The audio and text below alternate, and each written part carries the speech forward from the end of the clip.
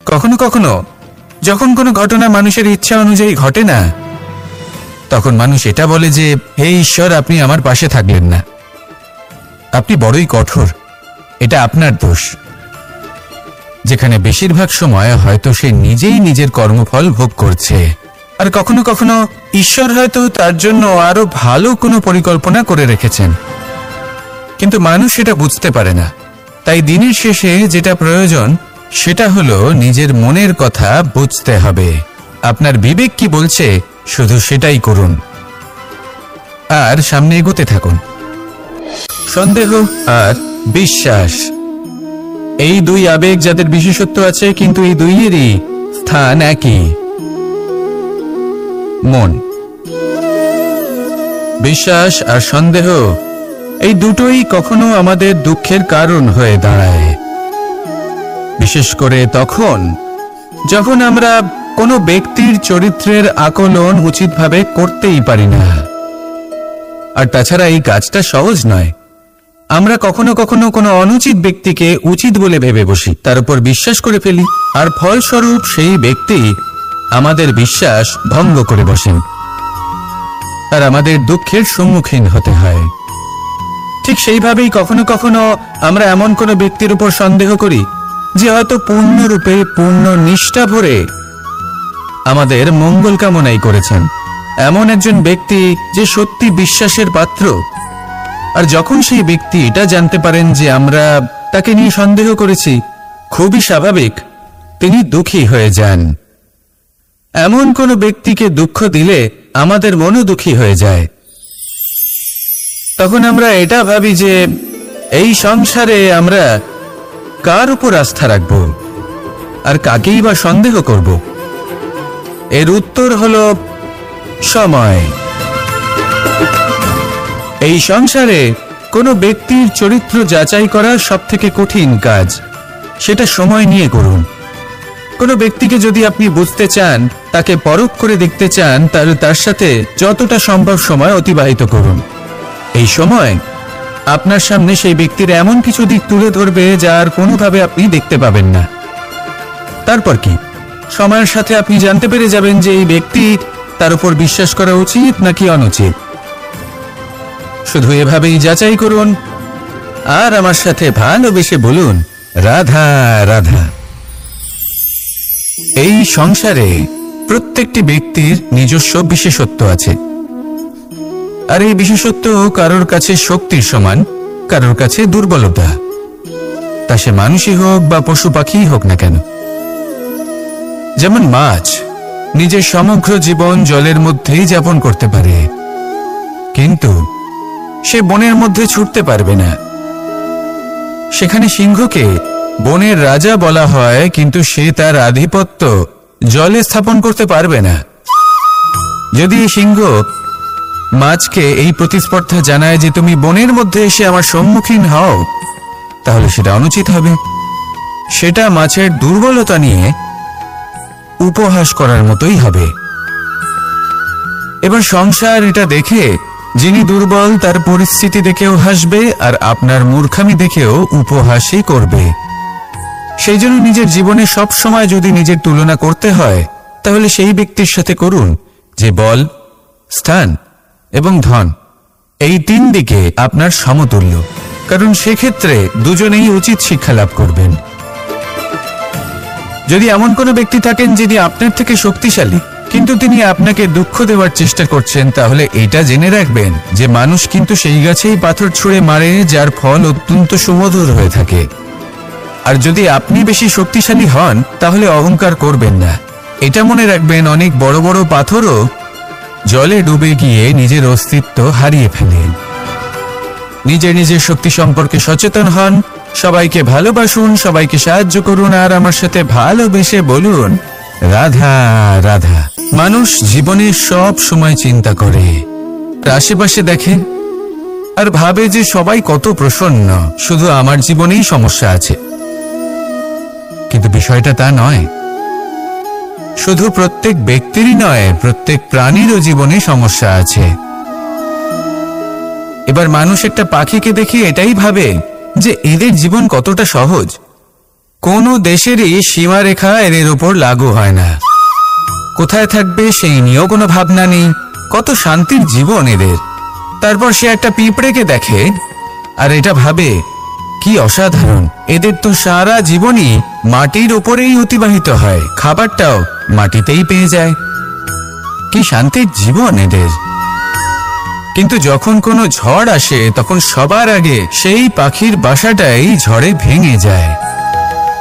এই পাখি যে শাখাতেই গিয়ে বসে পড়ুক, তাদের উপর সবসময় সংকট থাকে যে ওপর থেকে কোনো বড় পাখি এসে তাদের উপর প্রহার না করে, তারা নিজেদের প্রাণ না হারায়। আর যদি কথা বলি পিঁপড়েকে নিয়ে, এদের উপর সবসময় সংকট থাকে যে কোনোভাবে বাতাস বা জল এদের ভাসিয়ে না নিয়ে যায়, কোনো প্রাণী ওকে পা দিয়ে পিষে না দেয়, এই পিঁপড়ে পিষ্ট হয়ে না মারা যায়। দেখুন, সমস্যা প্রত্যেকের জীবনে রয়েছে আর এই সমস্যা আসতেই থাকবে। এর অর্থ এটা নয় যে এই সমস্যার সম্মুখীন হওয়া যায় না, এর সমাধানও সম্ভব নয়।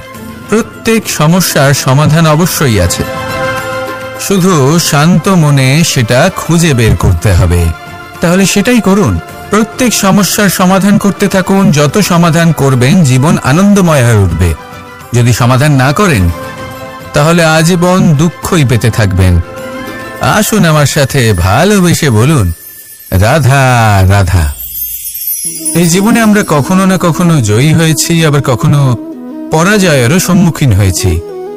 কিন্তু একটা কথা বোঝা খুব প্রয়োজনীয়, যখন আমরা বিজয়ী হই তখন অবশ্যই উৎসব পালন করা উচিত, কিন্তু অহংকার করা উচিত নয়। সেখানে যখন আপনি পরাজিত হন তখন বিফল হওয়ার শোক পালন করবেন না। এই মনকে কুণ্ঠিত হতে দেবেন না, মনকে একাগ্রচিত্ত করুন। এই ইতিবাচক মনোভাব নিয়ে অগ্রসর হন। এই ইতিবাচক ভাবনা মনে জাগ্রত করার জন্য প্রথমে এটা বোঝা প্রয়োজনীয় যে ঈশ্বর ভেঙে যাওয়া বস্তুকেও সুন্দরভাবে ব্যবহার করে থাকেন। মেঘ যখন ভেঙে পড়ে তখন আমরা বর্ষাকে পাই, সেই বর্ষা যা এই ধরিত্রীকে শান্ত করে। পাথুরে জমি যখন সেটা ভগ্ন হয় তখন আমরা সমতল ধরিত্রী লাভ করি, ক্ষেত লাভ করি, যার থেকে আমরা সামগ্রী পেতে পারি। যখন একটি বীজ ভগ্ন হয় তখন তার থেকে চারা জন্ম নেয়, যেটা ভবিষ্যতে আমাদের সুস্বাদু ফল দান করে, ফুলও প্রদান করে। তাই জীবনে যদি কখনো আপনার মনে হয় যে আপনি ভেঙে পড়েছেন, তাহলে দুঃখী হওয়ার কোনো প্রয়োজন নেই। আপনাকে শুধু এটা বুঝে নিতে হবে যে ঈশ্বর শীঘ্রই আপনাকে খুব বিশেষ একটা কিছু প্রদান করতে চলেছেন।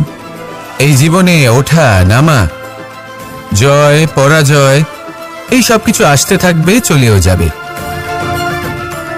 এই সব কিছুর সম্মুখীন হয়ে অগ্রসর হন, কিন্তু মনে ইতিবাচক শক্তি নিয়ে। আসুন আমার সাথে ভালোবেসে বলুন, রাধা রাধা। অনেক সময় পথে চলতে গেলে এই ছোট ছোট কাকড় আমাদের পায়ের তলায় চাপা পড়ে যায়, কিন্তু তাও কখনো এদের অপমান করবেন না। এদের প্রারব্ধকে নিয়ে, এদের ভাগ্যকে নিয়ে, এদের আকারকে নিয়ে কখনো উপহাস করবেন না। ভাবুন, যদি কখনো ঝড় ওঠে আর এই ছোট্ট একটা কাকড় আপনার চোখে ঢুকে যায়, তাহলে কিন্তু সেটা আপনাকে অত্যন্ত কষ্ট দিতে পারে। এরকমই হয় আমাদের জীবনের প্রত্যেকটি ব্যক্তির। কখনো কাউকে অপমান করবেন না, সবসময় সবাইকে সম্মান করুন। যদি আপনি কাউকে অপমান করেন, যদি আপনি কাউকে ছোট অনুভব করান, হতে পারে সময় এলে পরে সেই ব্যক্তিও আপনার শত্রু হয়ে উঠবে, আপনাকে বিকট পরিস্থিতিতে ফেলতে পারে। সেই জন্য কারোর আকার দেখে তাকে সম্মান করবেন না। এই সংসারে সবাইকে সম্মান করুন, সবাইকে ভালোবাসুন, আর আসুন আমার সাথে ভালোবেসে বলুন, রাধা রাধা। এই সংসারে ভৌতিক বস্তুরও নিয়তি আছে। যারাই এই সংসারে আসে বা উৎপন্ন হয় তারা কিছুমাত্র সময় পর্যন্তই এখানে থাকতে পারে, আর তারপরে সেও লুপ্ত হয়ে যায়, অর্থাৎ সে নিজেও এই পঞ্চমহাভূতে সমাহিত হয়ে যায়। আমাদের সাথেও ঠিক এটাই হয়। সেই জন্যই ঈশ্বর দ্বারা প্রদত্ত এই উপহারের বিষয়ে ভাবুন, এই জীবনের বিষয়ে ভাবুন। ঠিক যেমন বিশ্বাস ভঙ্গ হলে কোনো ব্যক্তি আমাদের কাছে অপরিচিত হয়ে যান, ঠিক সেরকমই শেষ নিঃশ্বাস ত্যাগের পর এই শরীরও আমাদের কাছে পরই হয়ে যায়। তাই এই শরীর থাকাকালীন শ্রেষ্ঠভাবে একে সদ্ব্যবহার করুন, এই জীবনে শ্রেষ্ঠ কর্ম করুন। আর এই জীবনকে শ্রেষ্ঠভাবে যাপন করার জন্য কিছু কথা বোঝা প্রয়োজনীয়। যদি আপনি কারোর প্রশংসা করেন তাহলে পূর্ণ হৃদয় দিয়ে করুন। যদি আপনি হস্তক্ষেপ করে থাকেন তাহলে মস্তিষ্ক দ্বারা করুন। যদি আপনি সমীক্ষা করেন তাহলে বিবেক দ্বারা করুন। যদি আপনি ধন অর্জন করতে চান তাহলে নীতি অনুসারে চলুন। যদি জীবনযাপন করতে চান তাহলে রীতি মেনে করুন। আর যদি ঈশ্বরের ভজন করতে চান তাহলে ভক্তিভাব নিয়ে করুন। শুধু এই কথা মনে রাখবেন যে আপনার এই জীবন কিন্তু অনিশ্চিত কাল পর্যন্তই আছে। কতক্ষণ আছে সেটা কেউ জানে না। তাই কিছু মুহূর্ত যেটা যাপন করতে আমরা এখানে এসেছি, সেখানে ক্রোধ, অহংকার, ঈর্ষা, এইসব আবেগের কি গুরুত্ব বলুন তো? এগুলো ত্যাগ করুন। মানুষকে ক্ষমা করতে শিখুন। আস্তে আস্তে বিশ্বাস করতে শিখুন। এই সংসারে নিঃস্বার্থভাবে প্রেম করতে শিখুন আর সবার মধ্যে আনন্দ বিতরণ করুন। তাই এই সব গুণ যদি আপনি আত্মসাৎ করতে পারেন তাহলে আপনার জীবনে শুধু আনন্দ এবং আনন্দই বিরাজমান হবে। আসুন আমার সাথে ভালোবেসে বলুন, রাধা রাধা। জল, জলই পৃথিবীতে বেঁচে থাকার জন্য আবশ্যক তো বটেই, কিন্তু এই জল আমাদের একটা অত্যন্ত গুরুত্বপূর্ণ শিক্ষা প্রদান করে। কখনো এই জলকে দেখেছেন?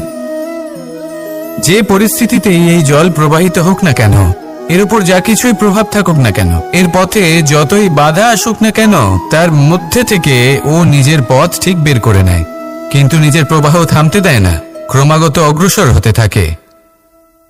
সেরকমই একটা শিক্ষা যেটা আমরা জল থেকে পেয়ে থাকি তা হলো এটা, আমরা যখন জলের দিকে তাকাই তখন আমরা নিজের প্রতিবিম্ব দেখি, স্পষ্টভাবে দেখতে পাই। কিন্তু তখনই দেখতে পাই যখন এই জল শান্ত থাকে, স্থির থাকে। যদি এই জল অশান্ত হয়ে থাকে, স্থির না হয়, তাহলে আমরা এতে নিজের প্রতিবিম্ব দেখতে পাই না। এটাই আমাদের মনের সাথেও হয়ে থাকে। যখনই জীবনে কোনো সংকট আসে, যদি আমরা শান্ত মনে, স্থির মনে সিদ্ধান্ত নিই, তাহলে সেটা এমন একটা শীতল সিদ্ধান্ত হবে যেটা আমাদের ভবিষ্যৎকে একটা শ্রেষ্ঠ স্থানে নিয়ে যাবে। যদি মন অশান্ত হয়, বিচলিত হয়, পীড়িত হয়, দুঃখিত হয়ে থাকে, রুষ্ট হয়ে থাকে, তাহলে অনেক সময় আমরা এমন সিদ্ধান্ত নিই যেটা আমাদের জন্য অনুচিত প্রমাণিত হয়। যখন আপনি ক্রুদ্ধ ছিলেন বা দুঃখের বশে ছিলেন, তখন অনেক সময় হয়তো এমন সিদ্ধান্ত নিয়েছেন যেটার জন্য ভবিষ্যতে আপনি অনুশোচনা করেছেন। এবার দেখুন, এই আবেগগুলো থেকে আমরা পালাতে পারবো না, কিন্তু এই আবেগগুলো আপনার উপর কতটা প্রভাব ফেলবে সেটা আমরা অবশ্যই ঠিক করতে পারি। এই মনকে আমরা নিয়ন্ত্রণ করতে পারি। এটাই করুন, চিন্তা করুন, এই মনকে শান্ত রাখুন, স্থির হতে চেষ্টা করুন, আর তারপরে সিদ্ধান্ত নিন। আসুন আমার সাথে ভালোবেসে বলুন, রাধা রাধা। আপনি কি কখনো নৌকা যাত্রা করেছেন? করে না থাকলেও নিশ্চয়ই দেখেছেন যে এই জল যা নিজের অন্তরে সব কিছু সমাহিত করে নিতে পারে, এই নৌকা সেই জলের ওপরেই ভেসে থাকে। নদীর স্রোত কাটিয়ে সে সামনে অগ্রসর হয়। কিন্তু যদি এই নৌকায় কোনো ছিদ্র হয়, তাহলে কিন্তু সেই নৌকা ডুবে যাবে। আর এতে কোনো তফাৎ হবে না যে সেই ছিদ্র ছোট নাকি বড়, নৌকা ডুবে যাবে। এই ছিদ্র হলো আমাদের জীবনে আমাদের অপগুণ, আমাদের দোষ, আমাদের বিকার। কখনো এটা ভাববেন না যে এই দোষ খুবই ছোট, হইতে কিছুই যাবে আসবে না। না, সেই ছোট দোষ, সেই ছোট বিকার যদি সেটাকে শুধরে না নেন, তাহলে সেটা আপনাকে আপনার পতনের দিকে নিয়ে যাবে। শেষ পর্যন্ত এটা আপনার উপর নির্ভরশীল যে আপনি কি চান। আপনার জীবনের এই নৌকা এভাবেই ডুবে যেতে দেখবেন, নাকি নিজেকে শুধরে নিয়ে সেই নৌকার সেই ছিদ্রটাকে ভরিয়ে তুলতে চাইবেন? নির্বাচন আপনার। আসুন আমার সাথে ভালোবেসে বলুন, রাধা রাধা।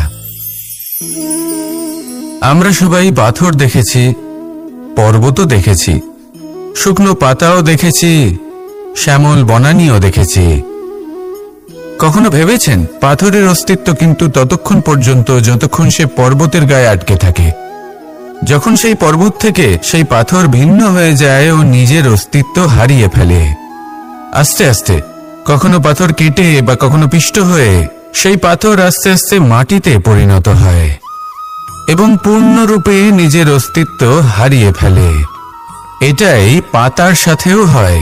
এই পাতা যতক্ষণ গাছের ডালের সাথে যুক্ত ততক্ষণ তার অস্তিত্ব থাকে। যখনই ডাল থেকে বিচ্ছিন্ন হয় সেও নিজের অস্তিত্ব হারিয়ে ফেলে। আর এটাই আমাদের সাথেও হয়। যতক্ষণ আমরা নিজেদের আপনজনের সাথে যুক্ত থাকি আমাদের অস্তিত্ব বজায় থাকে। যখন আপনজনদের সাথে সম্পর্ক ছিন্ন করি তখন আমরাও আমাদের অস্তিত্ব হারিয়ে ফেলি। এবার এই সংসারের প্রত্যেক ব্যক্তি স্বতন্ত্র থাকতে চান, আর অনেক ব্যক্তি স্বতন্ত্র থাকবেন বলে আপনজনদের দূরে করে দেন আর তাদের সাথে এই সম্পর্ক ছিন্ন করেন। এটা কি সত্যি প্রয়োজন? আপনজনদের সাথে সম্পর্ক ছিন্ন করে নিজের অস্তিত্ব হারিয়ে ফেলা প্রয়োজনীয়, নাকি আপনজনদের সাথে সম্পর্ক বজায় রেখে নিজেদের স্বতন্ত্র করে রাখা সেটা আবশ্যক? নির্বাচন আপনারই। আসুন আমার সাথে ভালোবেসে বলুন, রাধা রাধা। আমরা প্রত্যেকেই অবশ্যই এমন সময় দেখেছি যখন অনেকগুলো সমস্যা একসাথে আমাদের জীবনে এসে পড়ে। সমস্যা আমাদের প্রত্যেকের জীবনেই থাকে। আমরা তার সমাধান খুঁজতে চেষ্টা করি, কখনো সমাধান খুঁজে পাই, আবার কখনো যতই চেষ্টা করি না কেন কোনো সমাধান খুঁজেই পাই না। আর যখন এটা হয় তখন মানুষ অত্যন্ত বিচলিত হয়ে পড়েন। নিজের আত্মীয় স্বজন, নিজের বন্ধু বা সংসার এদের ওপরে এই দোষ চাপিয়ে দেন যে এদের জন্যই এই সমস্যা এসেছে। এবার যদি আমি আপনাকে কোনো পরামর্শ দিই তাহলে এটাই বলবো যে দৃষ্টিভঙ্গি পাল্টে দেখুন। এই দৃষ্টিভঙ্গি দিয়ে দেখুন যে এই সংসারে যে সমস্যাই আসুক না কেন তার জন্য কেউ দোষী নয়, না আপনি না অন্য কেউ। এই পুরো খেলাটাই আপনার মানসিকতা, আপনার দৃষ্টিভঙ্গি, আপনার মনের। কিভাবে বোঝাচ্ছি? যখন আমাদের মন শক্ত থাকে তখন কঠিন থেকে কঠিনতর পরিস্থিতিও আমাদের জীবনে খুব বেশি হলে প্রতিস্পর্ধা হয়ে থেকে যায়।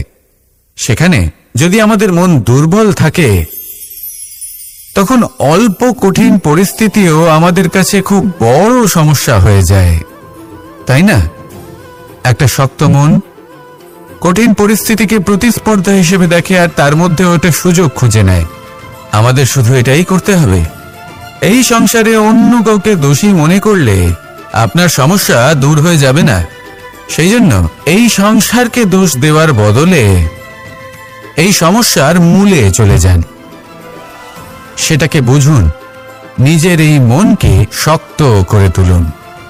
যদি আপনার মন শক্তিশালী হয় তাহলে এই সংসারে অনেক বড় বড় কঠিন থেকে কঠিনতর পরিস্থিতিও যদি আসে, আপনার জীবনে যতই বড় বড় সমস্যা আসুক না কেন আপনার লক্ষ্য লাভে বাধা দিতে পারবে না। আসুন আমার সাথে ভালোবেসে বলুন, রাধা রাধা। কখনো এই প্রকৃতির দিকে তাকিয়ে থাকবেন। এই প্রকৃতি অনেক ধরনের শিক্ষা দেয়। কোন একটা গাছকে দেখুন কিভাবে সে মাটি থেকে জল শুষে নেয়। সে ঝড় হোক বা হোক কড়া রোদ সব সহ্য করে এবং অবশেষে সে ফল ধারণ করে। আর সেই ফল উৎপন্ন করার পরে সে ফল কিন্তু সে নিজে গ্রহণ করে না, এই সংসারকে প্রদান করে, যাতে পশু পাখি মানুষ তারা এই ফল গ্রহণ করে শক্তিশালী হয়ে উঠতে পারে, সুস্থ থাকতে পারে। সেভাবেই নদী, সরোবর এরা নিজেরাও কিন্তু নিজেদের জল গ্রহণ করে না, মাটিকে প্রদান করে, পশু পাখিকে প্রদান করে। সূর্য নিজেও নিজের জন্য প্রজ্বলিত হয় না,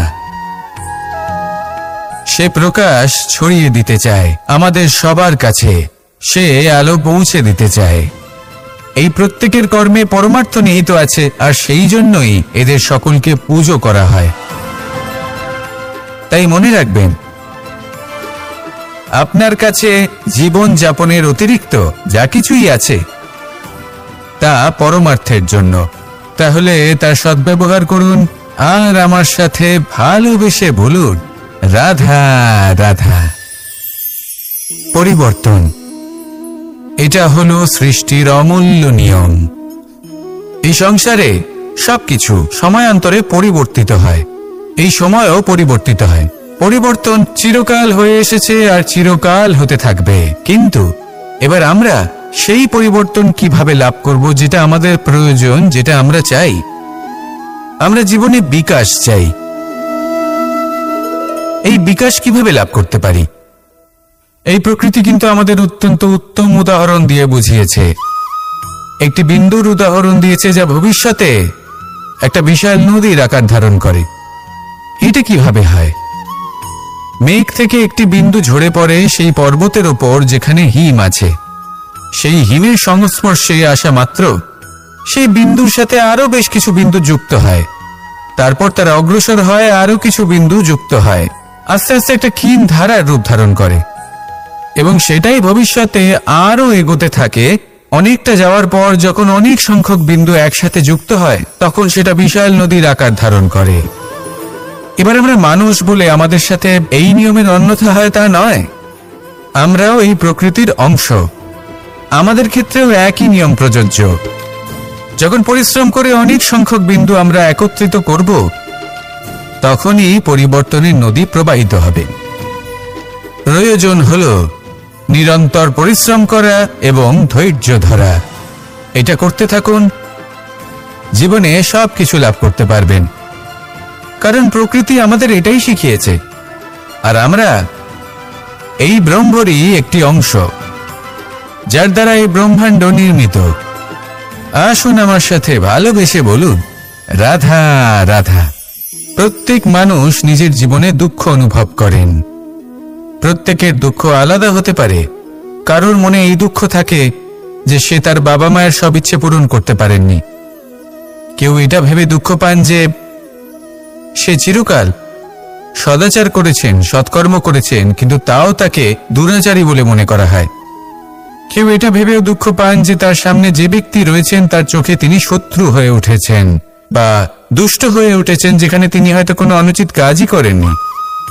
এবার এই সমস্ত বিষয় নিয়ে ভেবে নিজের ব্যক্তিত্ব নিয়ে সন্দেহ প্রকাশ করবেন না। যদি নিজের ব্যক্তিত্ব নিয়ে কোনো সন্দেহ থেকে থাকে, তাহলে কর্ম সংক্রান্ত প্রশ্ন করুন যে আপনি যা করেছেন তাতে কি উচিত ছিল, কি অনুচিত ছিল। যেটা প্রয়োজন সেটা এটা বোঝার যে আপনার অন্তর্মন, আপনার বিবেক আপনাকে কি বলছে, আর আপনার অন্তর্মন আর আপনার বিবেক আপনাকে যেটা করতে বলবে শুধু সেটাই করুন। আর তারপরে এই সংসার কি বলবে, কি ভাববে, সেসব নিয়ে ভাবতে যাবেন না। কারণ এই সংসার তো ঈশ্বরকেও প্রশ্ন করে থাকে, ঈশ্বরকেও দোষী মনে করে। কখনো কখনো যখন কোনো ঘটনা মানুষের ইচ্ছা অনুযায়ী ঘটে না, তখন মানুষ এটা বলে যে, হে ঈশ্বর, আপনি আমার পাশে থাকলেন না, আপনি বড়ই কঠোর, এটা আপনার দোষ। যেখানে বেশিরভাগ সময় হয়তো সে নিজেই নিজের কর্মফল ভোগ করছে। আর কখনো কখনো ঈশ্বর হয়তো তার জন্য আরো ভালো কোনো পরিকল্পনা করে রেখেছেন, কিন্তু মানুষ এটা বুঝতে পারে না। তাই দিনের শেষে যেটা প্রয়োজন সেটা হলো নিজের মনের কথা বুঝতে হবে। আপনার বিবেক কি বলছে শুধু সেটাই করুন, আর সামনে এগোতে থাকুন। আমার সাথে ভালোবেসে বলুন, রাধা রাধা। পাশা নামক এই খেলাটি আপনারা নিশ্চয়ই খেলেছেন।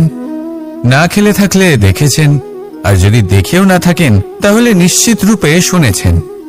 মহাভারতের এই মহাযুদ্ধ কোথাও না কোথাও এই পাশা নামক খেলার কারণে হয়েছিল। পাশার এই বিচিত্র খেলা, দান, এইসবের কারণে কেউ নিজের মাথায় রাজ মুকুট পরিধান করেছিলেন, আবার সেখানে পরাজিত হওয়ার জন্য কাউকে বনবাস ভোগ করতে হয়েছিল। কিন্তু এই খেলা সমাপ্ত হওয়ার পরে সমস্ত ঘটি আর এই পাশার ছক একই পুটলিতে স্থান পেল। এটাই হলো আমাদের জীবন। এই সংসারে আমরা জয় পরাজয়ের বিষয়ে এতটাই ভাবি, এত চিন্তা করি যে এই জীবনের খেলার আনন্দটাই উপভোগ করতে পারি না। আর অবশেষে কি হয়? কেউ জয়ী হন, কেউ পরাজিত হন, কিন্তু দুজনেই একই স্থানে পৌঁছে যান। প্রত্যেক ব্যক্তি মৃত্যুর পরে একটি নির্দিষ্ট স্থানেই পৌঁছতে বাধ্য,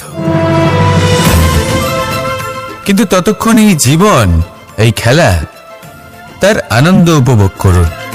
এই সংসারে সেই ব্যক্তি শ্রেষ্ঠ স্থানে পৌঁছতে পেরেছেন যিনি এই সংসারকে প্রকাশ প্রদান করেছেন, যিনি কখনো জয় পরাজয় এ বিষয়ে ভাবেননি, শুধু এই জীবনের খেলার আনন্দ উপভোগ করেছেন। এটাই আপনিও করুন আর আমার সাথে ভালোবেসে বলুন, রাধা রাধা। আমরা সকলে সামাজিক জীব। মানুষের সাথে দেখা সাক্ষাৎ করা এটা চিরকালই চলতে থাকে। আমরা কখনো কাউকে উপহার দিই, আবার কখনো কেউ আমাদের উপহার দেয়। কখনো কি এমন হয়েছে যে আপনি কাউকে একটা উপহার দিয়েছেন, কিছু সময় পরে বা কিছু মাস পরে সেই উপহারই ঘুরে ফিরে আপনার কাছেই এসেছে, অর্থাৎ সেই বস্তুটাই আপনার কাছে আবার ফিরে এলো? এরকম হয়। ছেলেবেলায় একদিন একজনের বিবাহ ছিল, তখন মা তাকে একটা উপহার দিতে চাইছিলেন, তাই তিনি একটা পোশাক বানালেন আর সেটাকে সুসজ্জিত করছিলেন। আমি দেখলাম আর জিজ্ঞেস করলাম যে মা, এই পোশাক এত সুসজ্জিত করার কি আছে? তখন মা বললেন যে কানাই, কখনো কাউকে এমনই উপহার দেবে, এমন প্রকারে দেবে যে সেটা যদি আবার ঘুরে ফিরে তোমার কাছে ফিরে আসে তাহলে যেন তোমার খারাপ না লাগে। এটাই কিন্তু হয় আমাদের ব্যবহারের সাথে, কর্মের সাথেও এবং আমাদের কথার সাথেও। তেমনই আচরণ করবেন যে আচরণ আপনি সহ্য করতে পারবেন। যদি মুখ থেকে কটু কথা বেরোতে থাকে তখন নিজেকে সংযত করে নিন। সেই শব্দই প্রয়োগ করুন যেটা আপনি তার বদলে শুনতে চাইবেন এবং আপনার দুঃখও হবে না, কারণ আপনার কর্ম এমন একটা উপহার যেটা আবার ঘুরে ফিরে ফলস্বরূপ আপনার কাছেই আসবে। সেই জন্য নিজের আচরণ শুভ করুন, নিজের মানসিকতা শুভ করুন, নিজের মুখ থেকে মধুর বাণী মিশ্রিত করুন আর এভাবে মধুরভাবে বলুন, রাধা রাধা। এই সংসারে একটা শব্দ আছে যার বিষয়ে মানুষ অত্যাধিক চিন্তা ভাবনা করে, আর সেই শব্দ হলো অস্তিত্ব, পরিচয়। প্রত্যেক ব্যক্তি এই সংসারে নিজের অস্তিত্ব গড়তে চায়, আর ছোট থেকে এটাই হয়। যখন আমরা শ্রেণীকক্ষে যাই, পড়তে যাই, তখন আমরা এটাই ভাবি যে আমরা নিজেদের অস্তিত্ব গড়ব, সুনাম অর্জন করব। সকল ব্যক্তি যাতে এটাই বলে যে এই হলো সর্বশ্রেষ্ঠ ছাত্র, আর এটাই আমাদের পরিচয়। কার্যক্ষেত্রেও আমরা ঠিক এটাই চেষ্টা করি, পরিশ্রম করতে থাকি এবং ভবিষ্যতে গিয়ে আমরা নিজেদের পরিচয় খুঁজে পাই। পরিচয়ের সাথে সাফল্য আসে, আর সাফল্যের সাথে আসে অস্তিত্ব। আর যখন এই দুটি সংযুক্ত হয় তখন মানুষ অসফলতার কথা ভেবে ভয়ভীত হয়ে পড়ে, আর এটা ভাবতে থাকে যে যদি আমি অসফল হই তাহলে সেই পরিচিতির কি হবে, সেই নামের কি হবে, সেই সবকিছু যে আমি অর্জন করেছি তার কি হবে। সে ভয়ভীত হয়ে পড়ে, আর এই ভয়ের কারণে তার বিকাশ কোথাও না কোথাও অবরুদ্ধ হয়। সে শ্রেষ্ঠ কর্ম করা বন্ধ করে দেয় এবং শুধু এই সুরক্ষিত থাকতে চেষ্টা করে। আর অসফল হলে তাতে ভয় পাওয়ার কোনো প্রয়োজন নেই, কারণ যখন আপনি সফল হন তখন এই সাফল্য আপনার পরিচয় এই সংসারের সাথে করায়। কিন্তু যখন আপনি অসফল হয়ে থাকেন তখন এই অসফলতা এই সংসারের পরিচয় আপনার সাথে করায়, যা অত্যন্ত আবশ্যক। অসফলতা প্রত্যেকের জীবনেই আসবে, তার সম্মুখীন হন আর তার থেকে শিক্ষা লাভ করুন, কারণ যখনই আপনি অসফল হন তখনই আপনার জ্ঞান চক্ষু উন্মুক্ত হয়। আসুন আমার সাথে ভালোবেসে বলুন, রাধা রাধা। আপনি কখনো পলাশ ফুল দেখেছেন? কি সুন্দর দেখতে, লাল রক্তবর্ণ, উজ্জ্বল, কিন্তু এতে কোনো সুগন্ধ নেই। সেই জন্য ওকে শুধু চোখ ভরে দেখতে ইচ্ছে করে। দেখবেন তাকে কিন্তু পুজোতে ব্যবহার করা হয় না, এই ফুল দিয়ে মালা বানানো হয় না। সেরকমই আমাদের জীবনে এমন অনেক ব্যক্তি রয়েছেন যাদেরকে সম্মান অর্জন করতে হয়। যদি আপনি কোনো উচ্চ বংশে জন্ম নিয়ে থাকেন এবং আপনার কাছে সবকিছু থাকে, ধন ঐশ্বর্য থাকে, সবকিছু আপনি আগে থেকেই পেয়ে গেছেন, তাও কিন্তু এই সংসার আপনাকে সম্মান দেবে না। ততক্ষণ পর্যন্ত দেবে না যতক্ষণ না আপনি নিজের অন্তরে গুণ জাগ্রত করছেন, শ্রেষ্ঠ কর্ম করছেন, নিজের অন্তরে ইতিবাচক মনোভাবের এই সুবাস জাগ্রত করছেন। যদি এসব কিছু করেন তাহলে এই সংসার আপনাকে সম্মান দেবে। এবার এটা আপনার উপরে নির্ভরশীল যে আপনি কি পলাশ ফুলের মতো হতে চান, নাকি অন্য কোনো ফুল হয়ে উঠতে চান যার সুবাস আছে, যে নিজের সুবাস এই সারা পৃথিবীতে ছড়িয়ে দেয়। আসুন আমার সাথে ভালোবেসে বলুন, রাধা রাধা। মানুষ যখনই কোনো পর্বতারোহণ করতে শুরু করে তখন সে বারবার পড়ে যায়, বারবার উঠে দাঁড়ায়, সামনে এগোতে চেষ্টা করে, কিন্তু যদি সে দৃঢ় নিশ্চয় করে থাকে তাহলে সে অবশেষে সেই পর্বতের শিখরে পৌঁছেই যায়। চলার পথে যদি বড় কোনো পাথর চলে আসে বা পর্বতের কোনো বড় অংশ সামনে আসে তাহলে সে তার সাথে ধাক্কা খায় না, সেই পথ বদলে নেয়। কিন্তু বাধা তাকে সবসময় পেতেই হয়, আর সেই বাধা সে পায় ছোট ছোট পাথরের দ্বারা। তাদের উপর পা পড়লে তার পা পিছলে যায় আর সে পড়ে যায়। এই ছোট ছোট পাথর হলো আমাদের জীবনের সেই ছোট ছোট সমস্যা, সেই ছোট ছোট ভুলগুলো যেগুলো আমরা অবজ্ঞা করতে থাকি। আমরা ভাবি এর দ্বারা কি বা ক্ষতি হবে, কিন্তু সেগুলোই অনেক সময় আমাদের অসফলতার কারণ হয়ে দাঁড়ায়। যত তাড়াতাড়ি সম্ভব এই ছোট ছোট পাথরগুলিকে জীবন থেকে তুলে ফেলে দিন। ভুল হওয়াটা স্বাভাবিক, কিন্তু তার মানে এই নয় যে বারবার সেই ভুলের পুনরাবৃত্তি ঘটবে। ভুলটা বুঝুন, সেটা স্বীকার করুন আর সেটা শুধরে নিন। যখন আপনি এটা করতে শিখবেন তখনই খুব তাড়াতাড়ি আপনি সেই শিখরে পৌঁছতে পারবেন। আর যখন পৌঁছে যাবেন তখন এই মন প্রসন্ন হয়ে বলবে, রাধা রাধা। কুরুক্ষেত্রের রণভূমিতে আপনজনদের নিজের বিরুদ্ধে দেখে তাদের মৃত্যুর বিষয়ে ভেবে অর্জুনের মন বিচলিত হয়ে পড়েছিল। এই সম্পর্কের চক্রব্যূহতে জড়িয়ে পড়ে অর্জুনের জ্ঞান নাশ হয়েছিল। তখন আমি অর্জুনকে কিছু কথা বলেছিলাম, যেই কথাগুলো আপনাদেরও জানাটা প্রয়োজনীয়। আমাকে বলুন, এই সংসারে আপনি এমন কি নিয়ে এসেছিলেন, আর এই সংসারে আপনি কি ফেলে যাবেন? এই সংসার, এই জগৎ, এইসব বস্তু যা আপনার খুব প্রিয়, সবকিছু তা না জন্মের পূর্বে আপনার ছিল আর না মৃত্যুর পর আপনার থাকবে। এই সংসার আমার থেকেই জন্ম নিয়েছে আর মৃত্যুর পরে আমার মধ্যেই সমাহিত হয়ে যাবে। এখানে যার জন্ম হয়েছে তার মৃত্যু এখানে সুনিশ্চিত। শুধু জন্ম আর মৃত্যুর মধ্যের এই শরীর শুধুমাত্র একটা মাধ্যম যার দ্বারা আমরা কর্ম করি, আর এই কর্মের ওপরেই শুধু আমাদের অধিকার রয়েছে। কিন্তু এই সংসারের কিছু অজ্ঞানী এই বিকারগুলোতে জড়িয়ে পড়ে ফল লাভের ওপর নিজের মনোনিবেশ করে, ফলের চিন্তা করতে থাকে। আর যদি মন মতো ফল না পায় তাহলে কুপথে চলে যায়। অন্যদিকে এমন কিছু জ্ঞানী মানুষও আছেন যারা পূর্ণরূপে নিজেকে আমার কাছে সমর্পণ করেন আর শুধু নিজের কর্ম করতে থাকেন। এই কর্ম করেই আনন্দ লাভ করেন এবং তাতেই জীবন যাপন করেন। যদি আপনিও এটা চান যে আপনার জীবনে সুখ থাকুক, শান্তি থাকুক, সম্পন্নতা থাকুক, তাহলে সৎ পথে চলুন, ঈশ্বরকে স্মরণ করুন আর নিজের কর্ম করুন।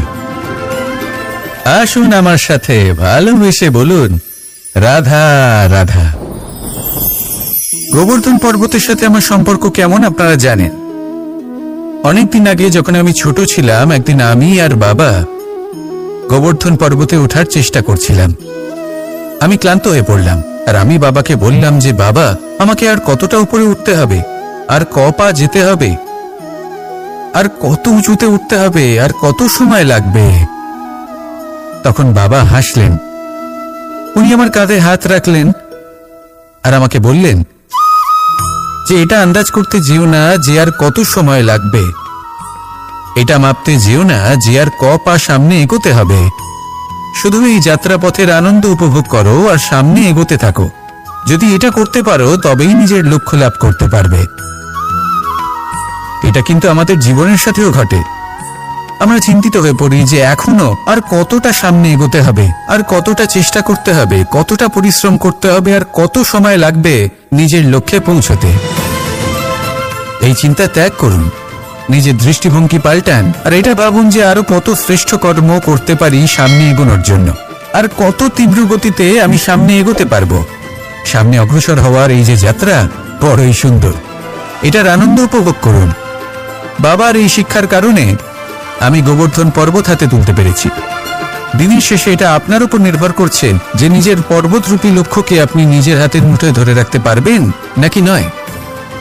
আসুন আমার সাথে ভালোবেসে বলুন, রাধা রাধা।